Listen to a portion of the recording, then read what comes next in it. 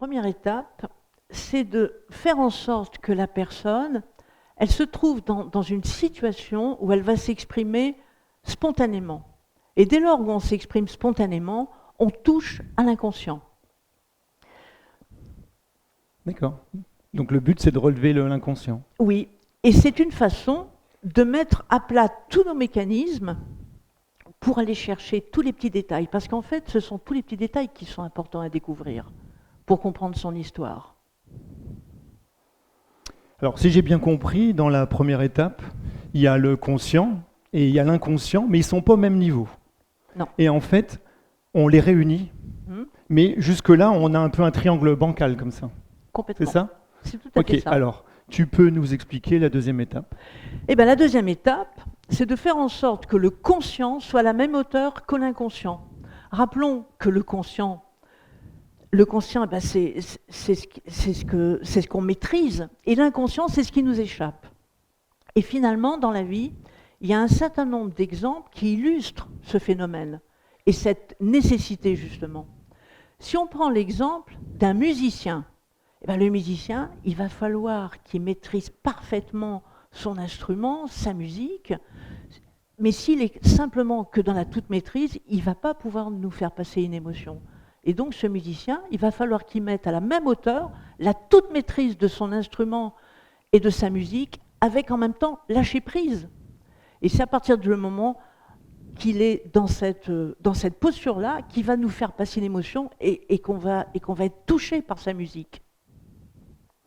Donc dans la première étape, on avait réuni le conscient et l'inconscient, on avait un triangle un peu bancal comme ça. Oui. Et dans la deuxième étape, eh ben, en fait, on vient réunir en fait, pour les forces vives, c'est ça? C'est tout à fait ça.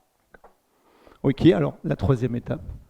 Et bien la troisième étape, c'est justement de permettre à la personne d'ancrer, de consolider tout ce qu'elle a conscientisé durant le cheminement. Et pour illustrer cette troisième étape et dernière étape, prenez l'exemple d'une personne qui est malvoyante.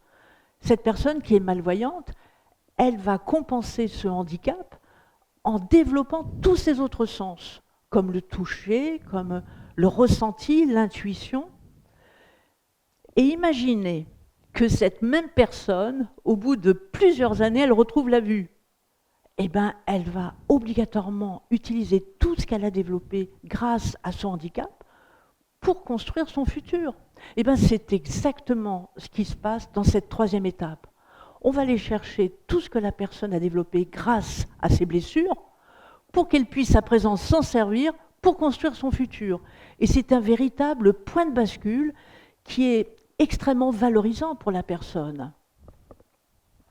Donc dans la troisième étape, en fait, on était donc avec le conscient inconscient, il y avait cet équilibre, et là en fait, on vient se poser sur le socle, en fait, pour vraiment créer un triangle parfait, Ouais. en fait, et ressourcer ses forces. Complètement, c'est tout à fait ça. Très bien, Monique. Alors, maintenant qu'on en sait un peu plus, en fait, à qui ça s'adresse?